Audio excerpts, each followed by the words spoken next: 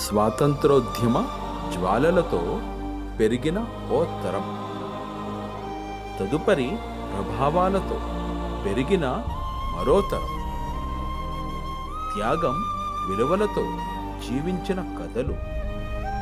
కాలగమనంలో 1991 ప్రపంచీకరణ గాలులతో వచ్చిన కొత్త దారి,